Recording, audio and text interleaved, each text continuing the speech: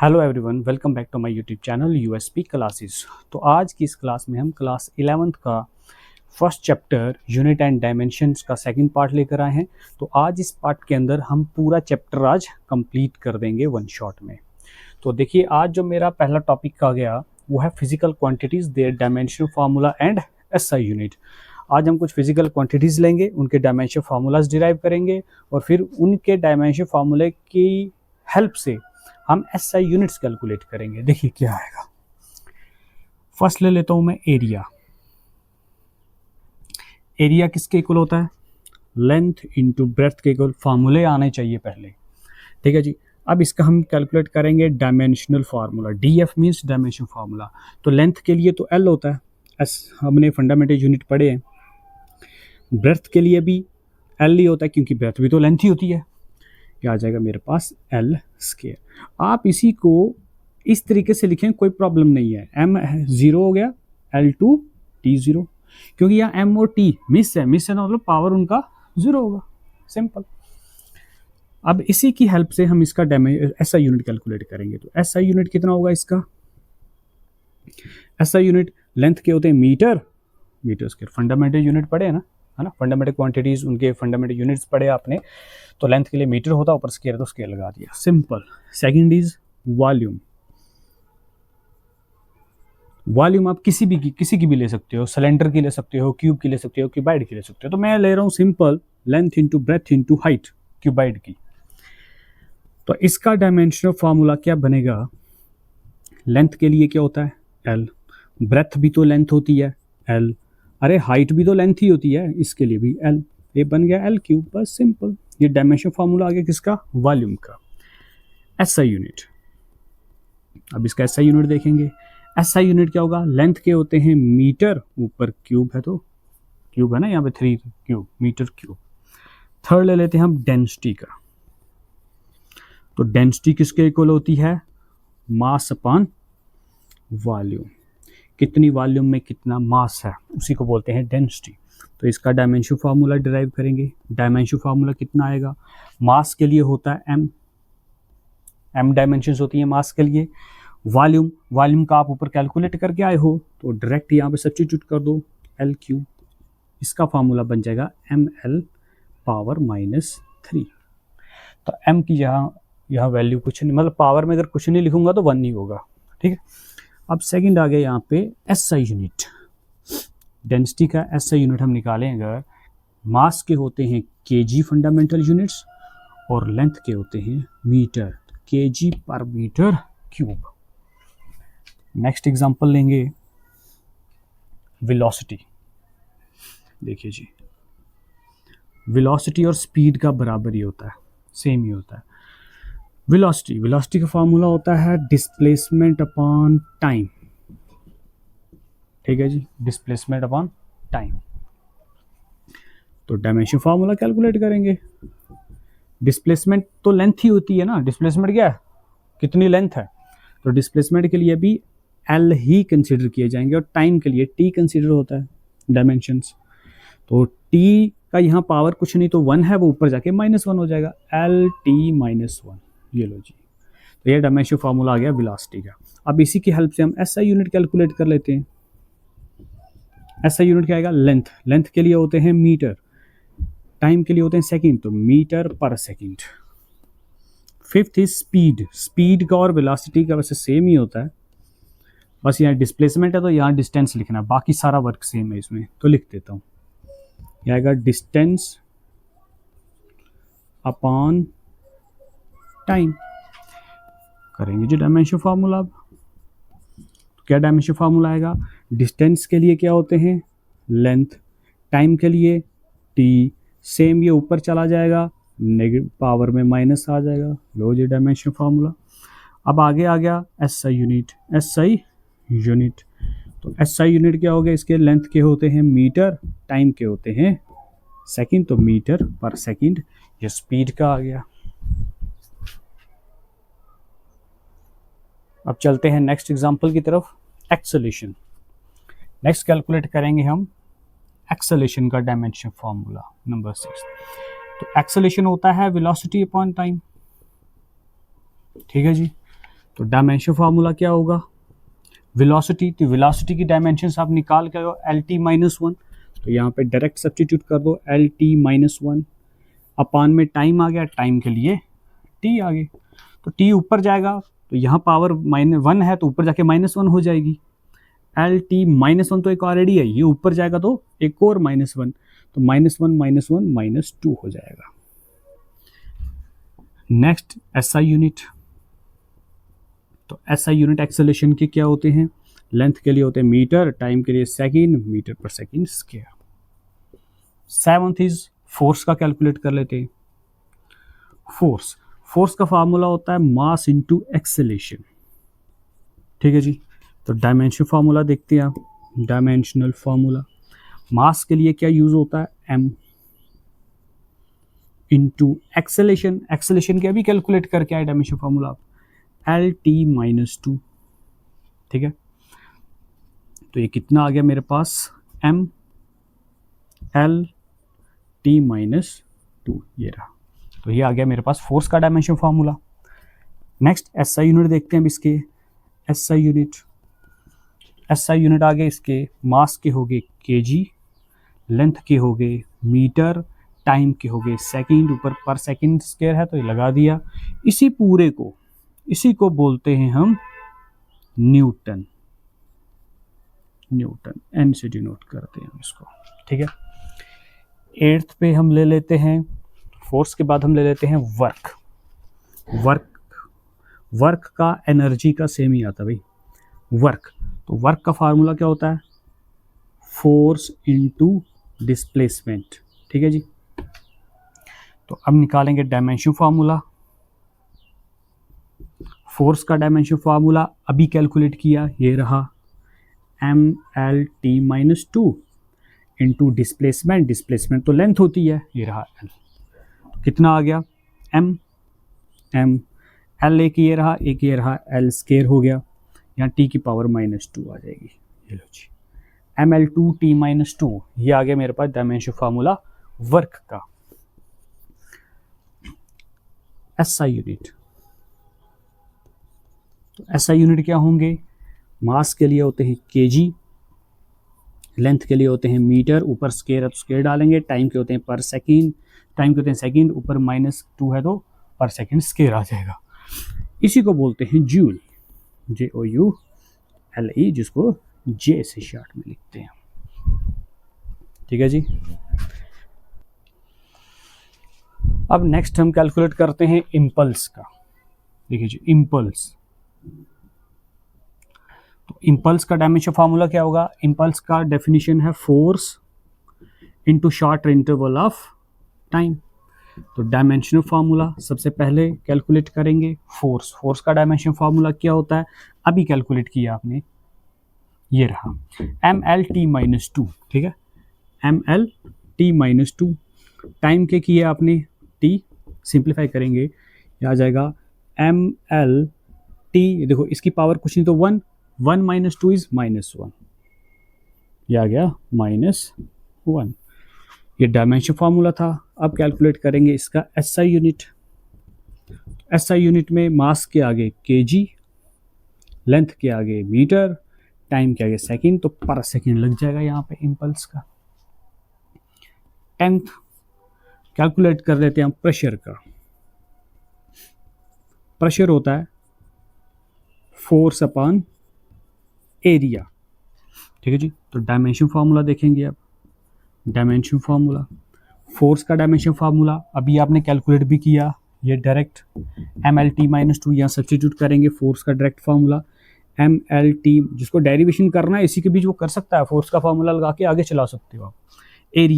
Area होता है, area के डायमेंशन नंबर 1 पे किए थे, वो आए थे एल स्क्वायर, तो ये मेरे पास कितना बन गया mlt -2, ये एल के नीचे से ऊपर चला जाएगा तो एल की पावर -2 हो जाएगा, तो बनेगा मेरे पास आगे क्या वैल्यू बचा, m का m, l का पावर यहाँ 1 है, यहाँ -2 है, तो 1 -2 इज -1, तो टाइम का पावर यहाँ -2 है, ये लो जी ml -1 t -2, ये डायमेंशन फार्मूला आ गया प्रेशर का। अब करेंगे एसआई यूनिट, एसआई यूनिट क्या होंगे? मास के लिए होते हैं केजी, लेंथ के लिए होते हैं मीटर, तो ये पर मीटर आ जाएगा। टाइम के लिए होते हैं सेकंड, तो -2 पावर में आ जाए केजी पर मीटर पर सेकंड स्क्वायर आगे प्रेशर के।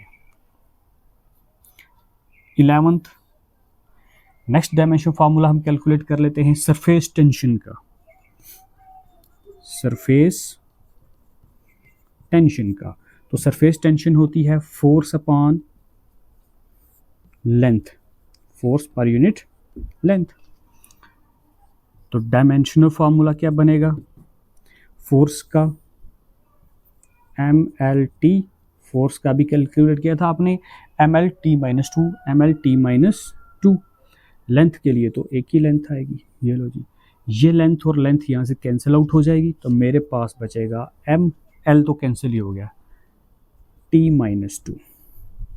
L0 भी लिख सकते हो बीच में, कोई प्रॉब्लम नहीं है, इसको ऐसे भी लिख दूं कोई प्रॉब्लम नहीं है, ML0 T-2। ठीक है, SI यूनिट क्या हुए फिर? SI यूनिट डिराइव कर लेते हैं। मास के लिए आ जाएंगे केजी, टाइम के लिए आ जाएंगे सेकंड, केजी पर सेकंड स्क्वायर। ये मेरे पास आ गया सरफेस टेंशन का डायमेंशन फार्मूला और SI यूनिट।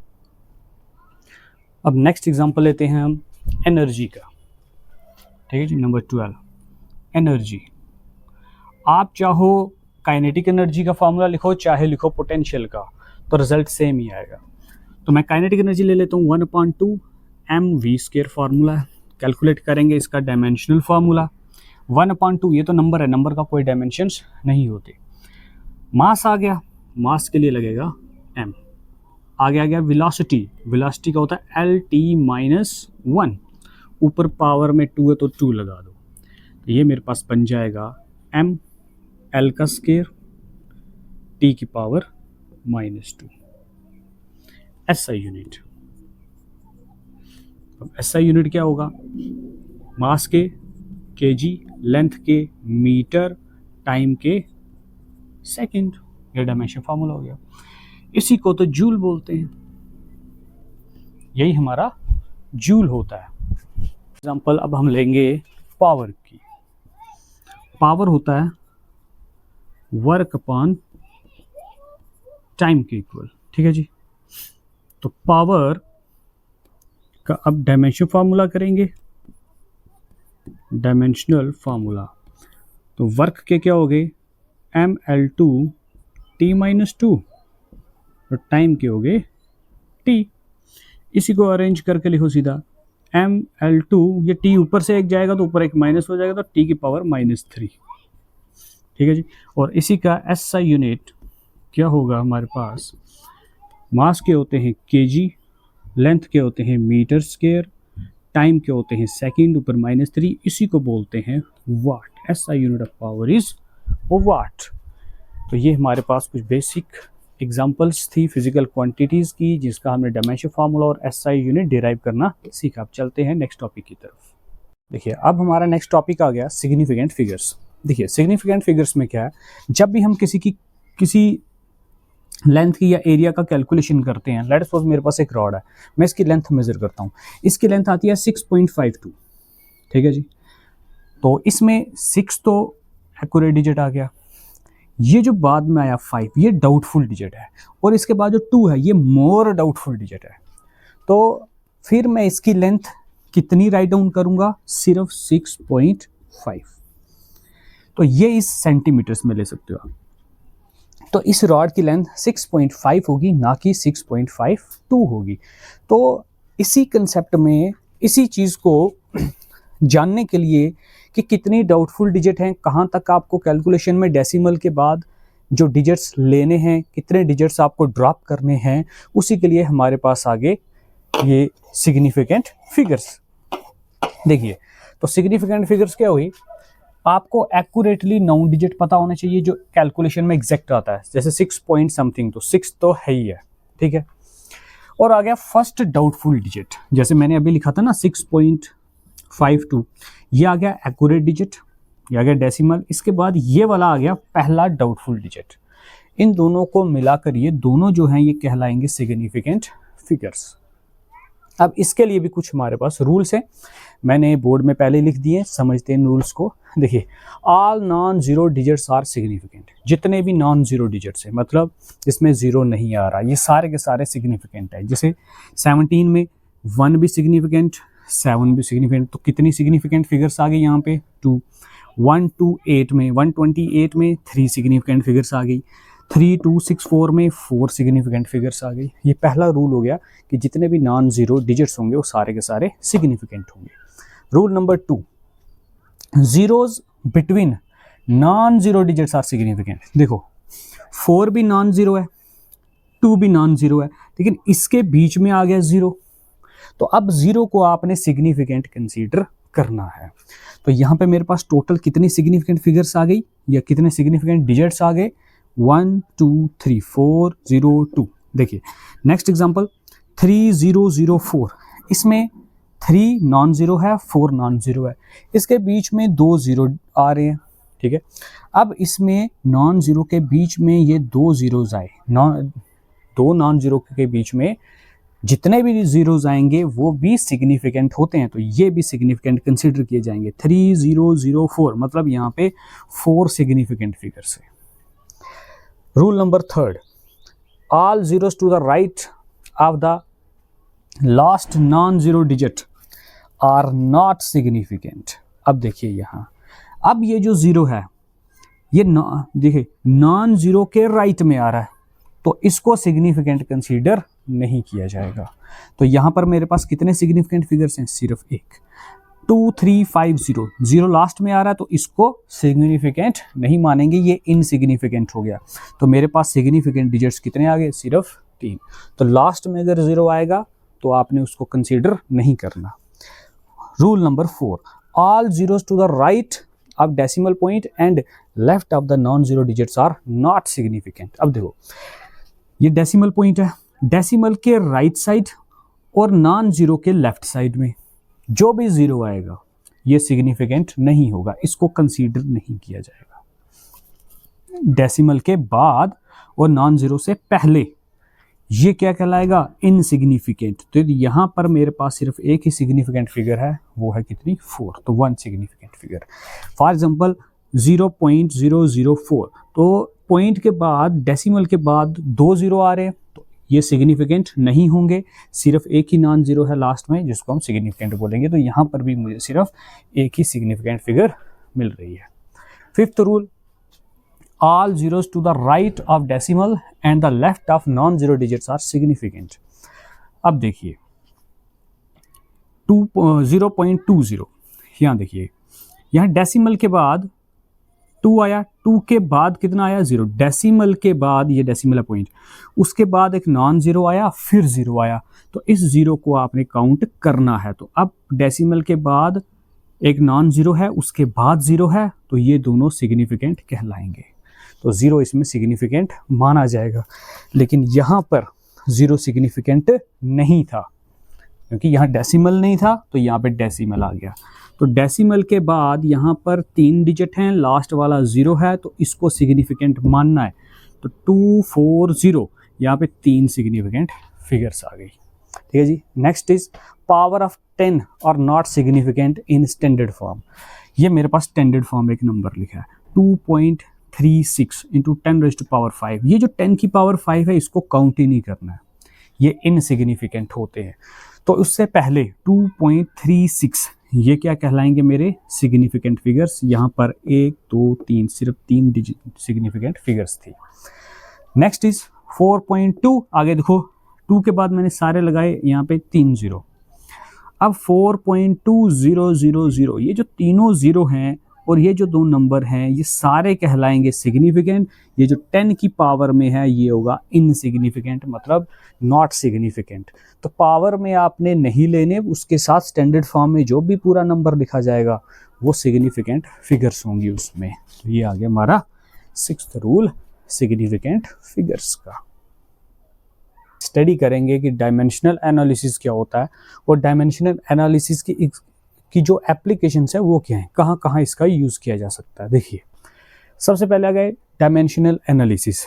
तो डायमेंशनल एनालिसिस क्या होता है, हम फिजिकल क्वांटिटीज के आपस में रिलेशंस निकालेंगे, ठीक है ना, उनकी डायमेंशंस की हेल्प से, ठीक है ना, और यूनिट ऑफ मेजरमेंट की हेल्प से। हम उनके यूनिट ऑफ मेजरमेंट्स देखेंगे, डायमेंशंस देखेंगे, फिर उन दोनों का आपस में क्या रिलेशन है, इसी की स्टडी को बोलते हैं हम डायमेंशनल एनालिसिस। तो एप्लीकेशन या यूज कहाँ कहाँ किया जाता है? नंबर 1, सबसे पहले आप चेक करोगे कि मेरे पास कोई इक्वेशन डायमेंशनली करेक्ट है या नहीं है, ठीक है। कोई इक्वेशन दे दी जाएगी, हम उसको चेक करेंगे कि ये डायमेंशनली करेक्ट है या नहीं है, तो वहाँ इसका यूज़ होगा, नंबर 1। सेकंड नंबर पे हम इसका यूज़ करेंगे deducing relation among the physical quantities. मेरे पास कुछ फिजिकल क्वांटिटीज़ होंगी, मान लो मुझे रिलेशन निकालना है टाइम पीरियड का और लेंथ ऑफ पेंडुलम का, तो उसका क्या रिलेशन है। तो इस तरीके की कुछ एग्जांपल्स हम यहाँ पे स्टडी करते हैं। Number 3 is to find the dimensions of physical constants, like जैसे ग्रेविटेशनल कांस्टेंट हो गया, प्लैंक कांस्टेंट हो गया, इनकी डायमेंशंस क्या हैं? तो ये कांस्टेंट, लेकिन इनकी डायमेंशंस होती हैं। तो फिर ग्रेविटेशनल कांस्टेंट की क्या डायमेंशंस हैं, प्लैंक कांस्टेंट की क्या डायमेंशंस हैं, तो वो यहाँ पे हम फाइंड करते हैं डायमेंशनल एनालिसिस की हेल्प से। फिर हम एक और इसका जो इंपॉर्टेंट रोल है वो है conversion of units from one system to another. एक सिस्टम के यूनिट्स को आपने दूसरे सिस्टम में कन्वर्ट करना है। लेट अस सपोज मैं एसआई यूनिट्स को कन्वर्ट करता हूँ सीजीएस में, तो किसकी हेल्प से कर सकता हूँ? डायमेंशनल एनालिसिस की हेल्प से। तो अब इसमें हम इन चारों को, ये जो 4 एप्लीकेशंस मैंने लिखी, इनको 1 बाय 1 हम स्टडी करते हैं विद एग्जांपल्स। तो सबसे पहले मैं कर लूंगा number 1, checking the dimensional consistency of equation. तो देखिए नंबर 1 एप्लीकेशन है checking the dimensional consistency of equation. तो इस एप्लीकेशन को जब हम अप्लाई करते हैं तो हम एक प्रिंसिपल का यूज करते हैं प्रिंसिपल ऑफ होमोजेनिटी का। कौन सा? प्रिंसिपल ऑफ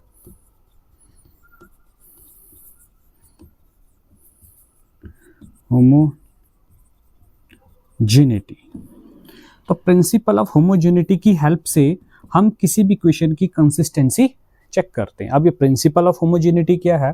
देखो, इसमें मुझे एक इक्वेशन दी जाएगी जिसमें मैंने लेफ्ट साइड की डायमेंशंस को राइट साइड की डायमेंशंस के बराबर इक्वेट करना है। इसमें हम लेफ्ट हैंड साइड की जो डायमेंशंस होंगी उसको इक्वेट करेंगे राइट हैंड साइड की डायमेंशंस के साथ, बस। तो ये प्रिंसिपल हम अप्लाई करेंगे, ठीक है जी। अब कैसे इसको अप्लाई करना है, मैं यहाँ एक एग्जांपल लिखता हूँ। देखिए, नंबर 1, मैं कंसिस्टेंसी चेक करूंगा या फिर प्रिंसिपल ऑफ होमोजेनिटी से कोई चेक करूंगा कोई इक्वेशन जो है वो कंसिस्टेंट है या नहीं, मतलब वो डायमेंशनली करेक्ट है या नहीं। तो लेट सपोज मेरे पास एक इक्वेशन है v is equal to u plus AT, ये न्यूटन की फर्स्ट इक्वेशन आ गई, ठीक है जी। Equation of motion, first Newton's equation of motion. चलो जी, अब हम इसका डायमेंशन चेक करते हैं क्या LHS RHS के बराबर है नहीं, तो हम यूज किसका करेंगे? प्रिंसिपल ऑफ होमोजेनिटी का। देखिए v वेलोसिटी है, तो वेलोसिटी के डायमेंशंस हमने स्टडी ऑलरेडी किए हुए हैं। तो वेलोसिटी की डायमेंशंस क्या होंगी? देखिए, वेलोसिटी है mLT, m नहीं हो तो m0 LT -1, ये डायमेंशन है हमारे पास वेलोसिटी की, इक्वल टू u है इनिशियल वेलोसिटी। तो इनिशियल वेलोसिटी है तो भाई इसके भी तो डायमेंशंस यही रहने वाले हैं। फिर प्लस a, एक्सेलेरेशन के डायमेंशंस होते हैं m0 LT -2। फिर टाइम है तो टाइम के डायमेंशंस t आ गए हमारे पास, ठीक है जी। ये मैंने final velocity, initial velocity, acceleration और टाइम के डायमेंशंस राइट डाउन कर दिए। अब देखिए नेक्स्ट, अब लेफ्ट साइड को आप सेम एज इट इज रहने दो, इक्वल टू, ये फर्स्ट आ गई मेरे पास m0 LT -1 प्लस, देखिए ये आ गया मेरे पास m0 LT, देखिए इसकी पावर कुछ नहीं तो 1, दोनों में मल्टीप्लाई है तो 1 -2 कितना बेस सेम, तो पावर ऐड हो जाएगी t वाले की, तो 1 में से 2 गए तो -1, ये आ गया मेरे पास -1। अब ये left side as it is जैसी है वैसी की वैसी रहेगी, क्योंकि यहाँ पे सिंप्लीफाई करने के लिए कोई सेकंड डायमेंशन इसके साथ नहीं लिखी हुई। अब देखो, ये डायमेंशन और ये डायमेंशन दोनों की दोनों सेम है तो कितनी है? 2, एक ये और एक ये, ठीक है। कितनी हो गई? 2 डायमेंशंस। कौन से कितने हैं मेरे पास डायमेंशंस? m0l t-1। 2 तो एक नंबर है, तो किसी भी नंबर की डायमेंशंस नहीं होती, तो इस 2 को मैं यहां से निगलेक्ट कर सकता हूं। ये लो जी, मैंने 2 को निगलेक्ट कर दिया। मेरे पास जो डायमेंशंस बची सिर्फ ये बची। देखिए LHS की डायमेंशंस किसके बराबर आ गई? राइट हैंड साइड की डायमेंशंस के बराबर। तो ये मैंने किया by using the principle of homogeneity. Left hand की डायमेंशंस किसके इक्वल आ गई? राइट साइड के डायमेंशंस के। इसका मतलब ये जो इक्वेशन है मैंने लिखी v = u + at, ये डायमेंशनली कंसिस्टेंट इक्वेशन है, मतलब डायमेंशनली करेक्ट है। हमने चेक करना था कि ये कंसिस्टेंट है या नहीं डायमेंशनली, तो हमें पता चल गया ये इक्वेशन डायमेंशनली करेक्ट है, बिल्कुल सही है। चलते हैं एक और एग्जांपल की तरफ, जिसमें हम वापस प्रिंसिपल ऑफ होमोजेनिटी का यूज करके चेक करेंगे कि ये डायमेंशनली कंसिस्टेंट है या नहीं है। लेट अस सपोज मैं एक और यही न्यूटन की सेकंड इक्वेशन ले लेता हूँ, S = ut + 1/2 at²। तो इसकी डायमेंशन चेक कर लेते हैं। S क्या होता है जी? डिस्प्लेसमेंट। डिस्प्लेसमेंट की डायमेंशंस क्या होती हैं? सिर्फ लेंथ, तो लेफ्ट साइड मैंने लेंथ लिख दिया। आगे आ गया u, इसमें अब m नहीं लिख रहा क्योंकि वेलोसिटी में m0 होता है, तो m0 नहीं भी लिखेंगे तो चलेगा। तो u की आ गई lt-1 डायमेंशंस, टाइम की डायमेंशंस आ गई t, + 1/2 तो डायमेंशन लेस होता है, तो 1/2 लिखने की जरूरत नहीं है आपको। आगे एक्सेलेरेशन, तो एक्सेलेरेशन की डायमेंशंस होती है lt-2। वापस आ गया टाइम, तो टाइम t के ऊपर स्केयर है तो टाइम का स्केयर हो जाएगा। लेफ्ट साइड तो एक ही डायमेंशन है लेंथ की। अब ये देखिए इन दोनों में प्रोडक्ट है, इन दोनों में भी प्रोडक्ट है, तो इनको सिंप्लीफाई करेंगे। इसकी पावर 1 - 1, ये हो जाएगा 0। तो यहाँ पे सिर्फ मेरे पास बचेगी लेंथ, प्लस का प्लस, फिर यहाँ लेंथ है, यहाँ देखो t की पावर 2, t की पावर -2, तो +2 - 2 कैंसिल आउट हो जाएगा, तो मेरे पास सिर्फ बचेगा यहाँ पे l, क्योंकि यहाँ पे t का पावर 0 हो जाएगा। फिर से मेरे पास लेंथ आ गई l कितने हो गए? 2 टाइम्स लेंथ आ गई, तो 2 तो डायमेंशन लेस होता है, तो ये लो, इसको लिखने की जरूरत नहीं है, ये लो जी। तो LHS = RHS। इसीलिए इसी तरीके से आप किसी भी फॉर्मूले को उठाओ, फोर्स = मास × एक्सेलेरेशन, ठीक है जी। मोमेंटम का फॉर्मूला ले लो, उसको भी डिराइव कर सकते हैं। तो हमने इस एग्जांपल में भी देखा कि ये जो इक्वेशन मैंने लिखी S = ut + 1/2 at², ये भी डायमेंशनली कंसिस्टेंट है, मतलब करेक्ट है। देखिए सेकंड एप्लीकेशन करने से पहले एक चीज़ मैं आपको बता दूं, अभी हमने फर्स्ट एप्लीकेशन में पढ़ा, हमने प्रिंसिपल होमोजेनिटी से कंसिस्टेंसी चेक की, ठीक है। हमने लाया कि लेफ्ट हैंड साइड की डायमेंशंस राइट हैंड साइड के बराबर आई, ठीक है। अगर लेफ्ट हैंड साइड की डायमेंशंस बराबर नहीं आती राइट हैंड साइड के, इसका मतलब हमारा रिलेशन जो हमें फार्मूला दिया होगा वो गलत होगा, ये तो क्लियर है। हाँ, अगर लेफ्ट साइड राइट साइड के बराबर आ रही है तो इसका मतलब ये नहीं है कि वो फार्मूला करेक्ट होगा, उसके भी चांसेस नहीं है। डायमेंशंस अगर बराबर आ जाए, हो सकता है हमारी इक्वेशन डायमेंशनली तो सही है लेकिन वो रिलेशन गलत हो सकता है। हाँ, अगर वो डायमेंशनली रॉन्ग आ रही है तो फार्मूला भी रॉन्ग ही होगा। तो चलो अब नेक्स्ट चलते हैं हम सेकंड एप्लीकेशन डायमेंशनल एनालिसिस की तरफ। बोलता है deducing relation among the physical quantities. हमने फिजिकल क्वांटिटीज के बीच में रिलेशन निकालना है, ठीक है जी। जैसे फॉर एग्जांपल मैंने एक बोर्ड पे एक एग्जांपल लिख दिया है, देखिए क्या एग्जांपल है। हमने एक सिंपल पेंडुलम लेना है, मान लो उसके साथ एक बॉब अटैच है, ठीक है, और बॉब के साथ एक स्ट्रिंग अटैच है। अब वो ऑसिलेट कर रहा है, टू एंड फ्रो उसमें मोशन है। सिंपल पेंडुलम है, ऑसिलेट कर रहा है, धागे के साथ बांधा है हमने हैवी मास, और वो टू एंड फ्रो क्या कर रहा है? ऑसिलेट कर रहा है। मान लो जो उसका टाइम पीरियड है, ये मेन चीज देखना, जो उसका टाइम पीरियड है उसका टाइम पीरियड जो सिंपल पेंडुलम का, वो डिपेंड करता है। डिपेंड करने का मतलब डायरेक्टली प्रोपोर्शनल है लेंथ के, एक चीज मास ऑफ द बॉब के, और एक्सेलेरेशन ड्यू टू ग्रेविटी पे डिपेंड करता है। आपने टाइम पीरियड का रिलेशन निकालना है इन तीन क्वांटिटीज के साथ, लेंथ, मास और ग्रेविटी मतलब एक्सेलेरेशन ड्यू टू ग्रेविटी के साथ। तो टाइम पीरियड और यूज किसका करना है, डायमेंशनल एनालिसिस का। तो देखो कैसे करेंगे। अकॉर्डिंग टू क्वेश्चन, जो टाइम पीरियड है, टाइम पीरियड डिपेंड करने का मतलब होता है डायरेक्टली प्रोपोर्शनल। तो ये जो टाइम पीरियड है वो किसके प्रोपोर्शनल है, लेंथ ऑफ द पेंडुलम। अब लेंथ कितने टाइम से इसका नहीं पता, वही तो कैलकुलेट करना है। दूसरा, मास के डायरेक्टली प्रोपोर्शनल है। Number 3, acceleration due to gravity के प्रोपोर्शनल है। अब ये नहीं पता, लेंथ हो सकता है एल स्क्वायर हो, एल क्यूब हो, ये तो नहीं ना पता है, सिर्फ लेंथ के प्रोपोर्शनल बोला गया। मास भी, अब हमें क्या पता, मास की पावर 3 है, 4 है, ग्रेविटी की पावर 3 है, 4 है, इसका नहीं पता। तो वही चीज़ें कैलकुलेट करनी है। मान लो लेंथ का इंडेक्स हमने रख लिया A, मास का B, ग्रेविटी का C। तो अब हम इसका फार्मूला डिराइव करेंगे। देखो इसको मैं ऐसे भी लिख सकता हूँ, T is equal to proportionality का साइन हटाकर मैं लगाऊंगा कांस्टेंट, L की पावर A, M की पावर B, G की पावर C। अब हम क्या करेंगे, इसी इक्वेशन को डायमेंशनल एनालिसिस से चेक करेंगे या फिर इसका रिलेशन फाइंड करेंगे टाइम पीरियड के साथ कि क्या रिलेशन आता है। देखिए लेफ्ट साइड रिलेशन वापस रीराइट कर देता हूँ। T इज इक्वल टू के की तो डायमेंशंस नहीं है, मैं K को छोड़ भी सकता हूँ, वो लास्ट में हम सब्स्टिट्यूट कर देंगे इसमें। M की जगह B, ग्रेविटी के साथ C। ये मेरी इक्वेशन फर्स्ट आ गई, इसको फर्स्ट मान लेते हैं, ठीक है जी। अब देखिए नेक्स्ट टाइम, तो ये रहा टाइम। तो टाइम का डायमेंशन फॉर्मूला ये रहा, क्लियर। इक्वल टू के कांस्टेंट है तो के का डायमेंशन नहीं होते। हम लिखेंगे लेंथ की डायमेंशन, तो लेंथ की डायमेंशंस क्या आएंगी, length means L power A।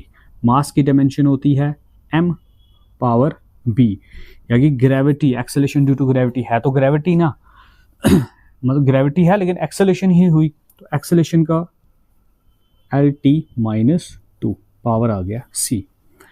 ये लो जी। अब इस T की जगह मैं अगर ऐसे करके लिख दूं MLT, कोई प्रॉब्लम थोड़ी ना है, M0 L0 T1 है यहाँ पे, simple, which is equal to length है, ये लो जी, लेंथ की पावर A रख लेंगे हम, A को अंदर मल्टीप्लाई कर दिया। मास है, मास की पावर B आ जाएगी, यहाँ L है, L की पावर यहाँ आ जाएगी C, और टाइम है साथ में, तो टाइम की पावर आ जाएगी -2C, क्योंकि इसको मल्टीप्लाई करना, 2 × C 2C, अंदर डायमेंशंस मल्टीप्लाई कर रही है। अब दोनों साइड कंपैरिजन करेंगे, ठीक है। ऑन कंपेयरिंग, नहीं एक स्टेप और बढ़ा देता हूँ मैं इसमें। देखिए M0 L0 T1 equal to L यहाँ पे भी है, L यहाँ पे भी है, बेस सेम है तो पावर हो जाएगी ऐड, ठीक है। L की पावर आ जाएगी A प्लस C, फिर M यहाँ एक ही है, एक रखो, M को आप पहले भी लिख सकते हो, कोई प्रॉब्लम नहीं है। सॉल्व करें, T और कोई भी नहीं है, T एक ही है, ये इसकी डायमेंशंस आ गई। अब देखिए, अब इसका करेंगे दोनों side comparison. On comparing both sides, दोनों साइड कंपेयर करेंगे। देखो M की पावर यहाँ है 0, M की पावर आ गई 0, इधर M की पावर है B, तो 0 आ गया B के इक्वल, तो इसका मतलब B का पावर मेरे पास आ गया 0, तो B का वैल्यू मैंने कैलकुलेट कर लिया। अब उसके बाद है लेंथ, अब लेंथ को कंपेयर कर लेते हैं। यहाँ लेंथ की पावर 0 है, यहाँ लेंथ की पावर A प्लस C है, इसका मतलब A प्लस C हुआ 0 के बराबर, A प्लस C बराबर आ गया 0 के, ठीक है। अब इसका तो वैल्यू मुझे नहीं पता है, इसको फर्स्ट माना, इसको सेकंड मान लेते हैं। अब दो टाइम को कंपेयर करो, यहाँ टाइम की पावर -2C है, यहाँ टाइम की पावर 1 है, तो इसका मतलब -2C हुआ 1 के equal, and -2C equal to 1। यहाँ से C का वैल्यू निकाल लो, तो C का वैल्यू आ जाएगा -1/2। C भी मुझे मिल गया, देखो B मिल चुका है, C मिल चुका है। अब सर्च करेंगे A की, अब देखो a कैसे कैलकुलेट होगा, देयरफॉर फ्रॉम सेकंड में आएंगे, सेकंड में c का वैल्यू यहाँ सब्स्टिट्यूट कर दो, c का वैल्यू -1/2 यहाँ डालो, -1/2 a -1/2 इक्वल टू 0, तो ये -1/2 पार चला जाएगा तो हो जाएगा +1/2। अब मुझे a भी मिल गया, b भी मिल गया, c भी मिल गया, ठीक है। ये तीनों वैल्यूज हम सब्स्टिट्यूट करेंगे फर्स्ट में, देयरफॉर फर्स्ट बिकम्स, अब फर्स्ट क्या आ जाएगा मेरे पास, देखिए t is equal to k l की पावर a है, तो a का वैल्यू हमने कितना निकाला 1/2। फिर है उसके बाद m, ये रहा मास, तो मास का पावर b है तो b का पावर मेरे पास आया 0, तो मास 0 हो गया, ठीक है। फिर उसके बाद है g, इक्वेशन फर्स्ट में g की पावर वहां पे c है, तो c का मैंने वैल्यू कैलकुलेट किया -1/2। अब मास का पावर 0 है, ये तो हो गया खत्म, 1 आ जाएगा इसका, तो मेरे पास रिलेशन बचा t is equal to k l power 1/2 g power -1/2। अब g का पावर नेगेटिव है, ठीक है जी, अगर g का पावर नेगेटिव है तो उसको पॉजिटिव बनाते हैं, देखो कैसे बनेगा, डिनोमिनेटर में भेज देंगे, t is equal to k l की पावर 1/2 डिवाइडेड बाई g, ये -1/2 है, डिनोमिनेटर में जाके प्लस में 1/2 हो जाएगा। अब यहाँ पे t का पावर आ गया k, तो ये जो 1/2 पावर में, इसको बोलते हैं स्क्वायर रूट, स्क्वायर रूट को पावर में 1/2 ही लिखते हैं भाई, इन दोनों का 1/2 कॉमन ले लो, कॉमन 1/2 का मतलब होता है अंडर रूट l/g। तो ये रिलेशन हमने निकाला टाइम पीरियड का, लेंथ का, एक्सेलरेशन ड्यू टू ग्रेविटी का और मास का सिंपल पेंडुलम के केस में। अब यहाँ कांस्टेंट है, आप इस कांस्टेंट का वैल्यू भी पुट कर सकते हो, तो कांस्टेंट का जो न्यूमेरिक वैल्यू होता है 2π अंडर रूट l/g। तो ये मैंने क्या किया, इस एग्जांपल से हमने ये समझा कि कैसे डायमेंशन एनालिसिस का यूज करके हम रिलेशन फाइंड कर सकते हैं किसी फिजिकल क्वांटिटी का। देखिए अब थर्ड एप्लीकेशन है हमारे पास डायमेंशनल एनालिसिस की, to find dimensions of physical quantity like gravitational constant, Planck constant. आप इनकी भी डायमेंशंस कैलकुलेट कर सकते हैं डायमेंशनल एनालिसिस का यूज करके, ठीक है जी। फॉर एग्जांपल, तो इसकी एग्जांपल लेते हैं, मैं निकालूंगा सबसे पहले डायमेंशन g की। देखिए वी नो दैट, हमें पता है कि जो ग्रेविटेशनल फोर्स होती है वो होती है g m1 m2 upon r square के। अब इसका डायमेंशंस लिखेंगे और यहाँ से हम g का वैल्यू कैलकुलेट करेंगे, मतलब g के डायमेंशंस करेंगे कैलकुलेट। देखो फोर्स है, तो फोर्स की डायमेंशंस क्या होती हैं, mlt, ये आ गया mlt। देखिए मास 0 होता है फोर्स में, नहीं सॉरी मास होता है mlt-2, ये डायमेंशन फार्मूला आ गया किसका, फोर्स का, इक्वल टू g का मुझे कैलकुलेट करना है, g के डायमेंशंस मुझे नहीं पता, तो ये आ गया नेक्स्ट मास, तो मास की डायमेंशंस m होती हैं, ये सेकंड m2 भी तो मास है, मास की डायमेंशंस m होती हैं, डिवाइडेड बाय r स्क्वायर तो लेंथ हुई, तो लेंथ की डायमेंशंस l होती हैं, तो स्क्वायर है तो 2 आएगा। अब ये डायमेंशंस यहाँ शिफ्ट कर देते हैं, देखिए क्या आएगा मेरे पास, ये बन जाएगा mlt-2, ये l स्क्वायर इधर ले आओ, डिनोमिनेटर वाला इधर आके मल्टीप्लाई होगा, इक्वल टू के पार आएगा g, m और m हो गया हमारे पास m का स्क्वायर, ठीक है जी। यहाँ तक आ गए डायमेंशंस। चलो सिंप्लीफाई कर दें इसको, l की पावर यहाँ 1 है, यहाँ 2 है, तो बेस सेम तो पावर ऐड हो जाएगा, तो मेरे पास यहाँ डायमेंशन बची ml3, 1 + 2 = 3, ml3t-2 equal to g m square. ये जो m डायमेंशन है इसको यहाँ भेजेंगे, वो डिवाइड हो जाएगा। अब मेरे पास नेक्स्ट स्टेप में आएगा ml3t-2 divided by m square, ठीक है जी। m स्क्वायर को ऊपर ले जाएंगे, इसकी पावर कुछ नहीं तो 1 है, 1 में से 2 माइनस करेंगे तो -1 आ जाएगा। तो यहाँ से g की डायमेंशंस क्या आई मेरे पास, जी के डायमेंशंस आएंगे m की पावर 1, m की पावर 2, डिनोमिनेटर वाला जब न्यूमिनेटर में जाएगा, चलो मैं कर देता हूँ, बढ़ा देते हैं, आएगा m की पावर -2, समझना स्टेप को। आगे है m की पावर 1 L3t-2, L3t-2। तो g इज इक्वल टू, देखो बेस सेम है, पावर ऐड करेंगे, यहाँ पावर 1 है, यहाँ पावर -2 है, 1 में से 2 गए तो -1, m -1 L3t-2। तो ये डायमेंशंस निकल गई मेरे पास किसकी, ग्रेविटेशनल कांस्टेंट की। तो इसी तरीके से एक एग्जांपल और लेते हैं हम प्लैंक कांस्टेंट की, इसकी डायमेंशंस निकाल देते हैं। एग्जांपल 2 करेंगे अब। एग्जांपल 2 में मैं प्लैंक कांस्टेंट की जो डायमेंशंस हैं वो कैलकुलेट करूंगा। हमें पता है जो एनर्जी होती है फोटॉन की वो होती है h इंटू वी, ये फ्रिक्वेंसी है, ये प्लैंक कांस्टेंट है, ये एनर्जी है। तो एनर्जी का डायमेंशन फॉर्मूला क्या होता है, mL2t-2 इक्वल टू h के डायमेंशंस मुझे निकालने हैं, फ्रिक्वेंसी, तो फ्रिक्वेंसी का जो डायमेंशन फॉर्मूला होता है t-1। बिल्कुल सिंपल, सिर्फ फॉर्मूला लिखना है। अब इस t को उठा के इस तरफ ले आओ तो डिवाइड हो जाएगा, mL2t-2 divided by t-1 equal to h। इस t-1 को ऊपर ले जाओ तो ये पॉजिटिव हो जाएगा,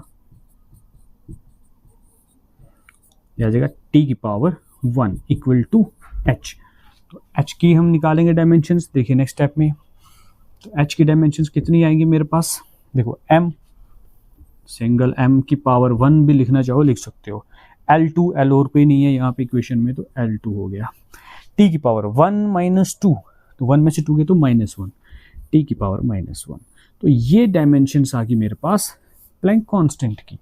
तो मैंने इस एग्जाम्पल, तो इन दो एग्जाम्पल से हमने ये सीखा कि हम कैसे, जैसे फिजिकल क्वांटिटी जैसे ग्रेविटेशन कांस्टेंट हो गया, प्लैंक कांस्टेंट हो गया, हम इनकी डायमेंशंस कैसे कैलकुलेट कर सकते हैं। तो अब चलते हैं डायमेंशनल एनालिसिस की एप्लीकेशन नंबर 4 पे, जिसमें हम कन्वर्ट करेंगे वन सिस्टम ऑफ यूनिट को अनदर सिस्टम ऑफ यूनिट्स में। मतलब मैं SI यूनिट से CGS की तरफ जाऊंगा। तो मैंने एक एग्जांपल बोर्ड पे ऑलरेडी लिख दिया है, मैं 1 न्यूटन में कितने डाइन्स होते हैं मैं वो कैलकुलेट करूंगा, ठीक है, बाय यूजिंग डायमेंशनल एनालिसिस। तो यहाँ पे सबसे पहले हम देखेंगे स्टेप 1। सबसे पहला स्टेप है, ये न्यूटन जो है फोर्स का यूनिट है, हमें पता। तो फोर्स का डायमेंशन फॉर्मूला क्या होता है, m1 L1 t-2, ठीक है। अब यहाँ पे A का वैल्यू 1 है, B का वैल्यू भी 1 है और C का वैल्यू -2 है। तो ये ABC क्या मैंने बोले, ये जो m की पावर 1, L की पावर 1, T की पावर -2, इनको मैंने ABC नाम दे दिया, ठीक है। स्टेप 2, स्टेप सेकंड जो है मेरे पास, अब वो क्या है, देखिए, एक तो मेरे पास SI यूनिट है, SI सिस्टम के यूनिट दिए हैं, दूसरे मुझे CGS के दिए हैं। तो एक SI और CGS में हम यूनिट्स जो दिए हैं डायमेंशंस में, उनका वैल्यू लिखेंगे। देखिए, एक तो यहाँ है m, ठीक है, तो मास के होते हैं kg, तो यहाँ पे मास के क्या होते हैं, ग्राम, ठीक है जी। सेकंड स्टेप, यहाँ पे दूसरी डायमेंशन है लेंथ, तो लेंथ के होंगे यहाँ पे मीटर, यहाँ पे लेंथ के होते हैं सेंटीमीटर, यहाँ पे टाइम होता है सेकंड में, ठीक है, ऐसे, और यहाँ पे भी टाइम जो है मेरे पास होगा सेकंड से, ठीक है, सेकंड में ही होता 1 सेकंड 2 सेकंड। और यहाँ पे जो N1 दिया है मुझे, कितने न्यूटन है, इसको बोलते हैं N1। तो ये रहा मेरे पास N1, मेरे पास 1 ही है। और यहाँ पे जो मेरे पास दूसरा नंबर दिया है, डाइन कितने हैं वो तो मुझे फाइंड करना ना, इसको डाइन में कन्वर्ट करना। मुझे नहीं पता 10 डाइन आएंगे, 20 डाइन आएंगे, लाख डाइन आएंगे, कितने डाइन आएंगे, लेट अस सपोज मुझे अभी नहीं पता, ये मुझे फाइंड करना है। ये सारी यहाँ पे इंफॉर्मेशन मैंने लिख दी। अब चलेंगे स्टेप 3 की तरफ। तो अब मुझे क्या करना है, अब मुझे यहाँ पे ये एक फार्मूला भी कह सकते हो, डायरेक्ट आपको याद रखना है, N2 = N1 जो मुझे फाइंड करना है, N2 यहाँ पे इसके साथ मुझे पता नहीं कि कितने डाइन है, how much dyne makes 1 newton, तो डाइन का मुझे इंफॉर्मेशन नहीं पता है कि ये डाइन्स कितने हैं, तो वो मुझे कैलकुलेट करना है, मुझे इस साइड रखना है, इक्वल टू के पार यहाँ पे N1 प्लेस कर देना। आगे इनके डायमेंशन फार्मूला जो है M1 अपान M2। अब देखो ये जो है ना, आप इसको नाम भी दे सकते हो, इसको M1 बोल दो, इसको M2 बोल दो, length 1 length second, time 1 time second, ऐसे भी कर सकते हो, नहीं तो आप M1 अपान M डैश भी ऐसे सिंपल भी ले सकते हो। देखिए यहाँ पे L1 अपान L2, T1 अपान T2, ये टाइम्स के आ गई। पावर है इसकी कितनी, A B C, यहाँ पे रखेंगे A B C, 3 वैल्यूज मैंने यहाँ पावर इंडेक्स में रख दी। N2 मेरे पास कितना आ जाएगा, N1 का वैल्यू तो मुझे पता है 1 है, तो N1 की जगह मैंने 1 प्लेस कर दिया। M1 kg मतलब 1 kg, M2 CGS में ग्राम मतलब 1 ग्राम, क्लोज। पावर में A का वैल्यू 1, तो यहाँ रखेंगे 1। सिमिलरली लेंथ 1 और लेंथ 2 को डिवाइड करेंगे, मीटर और सेंटीमीटर को डिवाइड करेंगे, 1 मीटर डिवाइडेड बाय 1 सेंटीमीटर।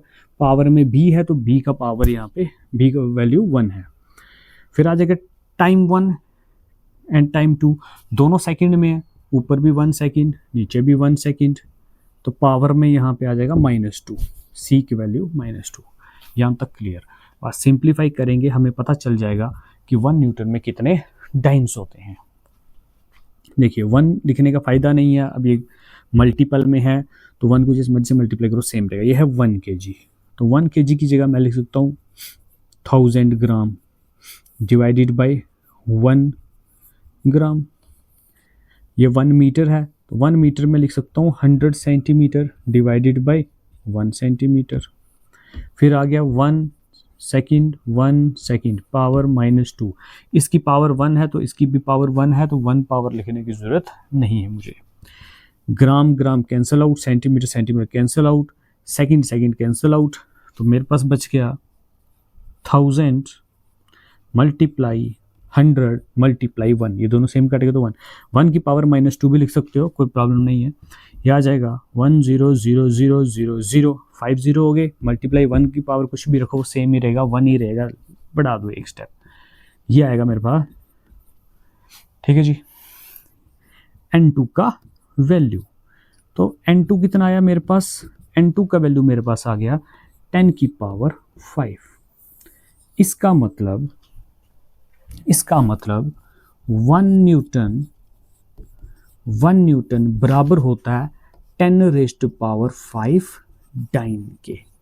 तो इस तरीके से हम डायमेंशनल एनालिसिस का यूज़ करके एक सिस्टम के, मतलब एक कोई मेरे पास फिजिकल क्वांटिटी होगी, उसके एक सिस्टम ऑफ यूनिट को मैं दूसरे सिस्टम ऑफ यूनिट में कन्वर्ट कर सकता हूँ।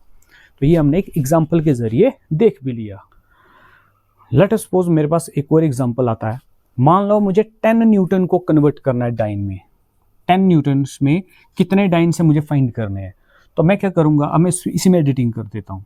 देखो 10 न्यूटन में कितने डाइन्स होते हैं, ठीक है जी, सेम। सबसे पहले मुझे फोर्स का फार्मूला आना चाहिए, ABC हमने लिख दिए, इसके जो इंडेक्स हैं ये ABC हो गए। SI यूनिट में ये वैल्यूज़ होते हैं, CGS के ये वैल्यूज़ हैं, हमने लिख दिए। अब यहाँ पे जो मेरे पास N1 है, N1 पहले था 1, अब है यहाँ पे 10, तो मैं यहाँ लिख दूंगा 10। एग्जाम्पल सेकंड करवा रहा हूँ, मान लो क्वेश्चन नंबर 2 है। तो अब क्या होगा, यहाँ पे आ जाएगा 10, इसको करेंगे 10 से मल्टीप्लाई, इसको भी करेंगे 10 से मल्टीप्लाई, यहाँ एक 0 बढ़ जाएगा, यहाँ पे आ जाएगा 10 की पावर 6। इसका मतलब 10 न्यूटन किसके बराबर हो जाएंगे, 10 की पावर -5 डाइन के। 10 हो, 100 न्यूटन हो, 10 न्यूटन हो, आप बस यहाँ पे वैल्यू बदल देंगे। तो ये मेरे पास सेकेंड एग्जाम्पल हो गई, जिस तरीके से या फिर जिसकी हेल्प से हम कन्वर्ट कर सकते हैं एक सिस्टम ऑफ यूनिट को दूसरे सिस्टम ऑफ यूनिट में। अब नेक्स्ट हम करेंगे लिमिटेशंस ऑफ डायमेंशनल एनालिसिस। देखो कुछ केसेस में डायमेंशनल एनालिसिस जो है फेल हो जाता है। फॉर एग्जांपल डायमेंशनलेस कांस्टेंट का जो डायमेंशनलेस कांस्टेंट होगा उसका कोई इन्फॉर्मेशन मुझे डायमेंशन एनालिसिस से नहीं पता चलता। मतलब लेट इज मेरे पास एक नंबर है 2, टू डायमेंशनलेस है भाई, इसकी कोई डायमेंशंस नहीं है। तो 2 का डायमेंशन फार्मूला क्या होता है मुझे नहीं मालूम। मैं बोलूँ 100 की क्या डायमेंशंस हैं, डायमेंशन फार्मूला क्या है, हमें नहीं पता, क्योंकि ये डायमेंशनलेस कांस्टेंट है, डायमेंशनलेस हैं, तो इनका डायमेंशन फार्मूला यह हमारे पास हमें मालूम ही नहीं है, पता ही नहीं है। It do not inform about it's nature, और ये मुझे किसी फिजिकल क्वांटिटी का नेचर नहीं बताता। मुझे डायमेंशन फार्मूला लिख के दे दिया जाएगा, अब मुझे ये नहीं पता कि वो वेक्टर क्वांटिटी है, स्केलर क्वांटिटी है। मैं डायमेंशंस को देखकर जज नहीं कर पाऊंगा कि वो स्केलर है या फिर वेक्टर क्वांटिटी है। फॉर एग्जांपल, इसका एग्जांपल आप ले सकते हो टॉर्क और वर्क से। दोनों का डायमेंशन फार्मूला कैलकुलेट करो, ठीक है जी। तो दोनों का डायमेंशन फार्मूला सेम आएगा, लेकिन टॉर्क हमें पता है वेक्टर क्वांटिटी है, वर्क क्या है, स्केलर क्वांटिटी। अब दोनों का डायमेंशन फार्मूला तो एक ही है ना। अब डायमेंशन फार्मूले को देख के मैं ये नहीं बता सकता कि ये टॉर्क है कि वर्क है, ठीक है ना। तो मैं नेचर नहीं डिसाइड कर पा रहा एग्जैक्टली कि वो वेक्टर क्वांटिटी है या स्केलर क्वांटिटी है। Fails to derive exact form of physical relation, तो मुझे एग्जैक्ट फिजिकल रिलेशन नहीं मिल रहा। लेट अस सपोज मैंने जैसे हाँ वर्क की बात करते हैं वापस, वर्क का मैंने डायमेंशन फार्मूला लिखा, एनर्जी का भी लिखा। हमें पता है दोनों का डायमेंशन फार्मूला सेम होता है, इक्वल होता है। तो वर्क का डायमेंशन फार्मूला और एनर्जी का डायमेंशन फार्मूला सेम आ गया। अब मैं डायमेंशन फार्मूले को देखकर ये नहीं ना बता सकता कि ये एग्जैक्टली वर्क है या फिर एग्जैक्टली एनर्जी है। तो एग्जैक्ट इंफॉर्मेशन डायमेंशन फार्मूले को देखकर आप नहीं बता सकते। Next, it fails in case of exponential function. Exponential function मतलब e की पावर x या e की पावर मेरे पास कोई होगी 2x या 2 हो, कुछ भी हो, तो इसका कोई डायमेंशन फार्मूला मेरे पास नहीं है। डायमेंशन एनालिसिस का वर्क यहाँ फेल हो जाता है। जैसे साइन थीटा हो गया, ट्रिगोनोमेट्रिक रेशियोज में भी फेल है भाई। साइन थीटा, साइन 90 डिग्री, इसका कोई डायमेंशन फार्मूला हमारे पास नहीं होता। तो ये कुछ लिमिटेशंस आ गई हमारे पास डायमेंशनल एनालिसिस की।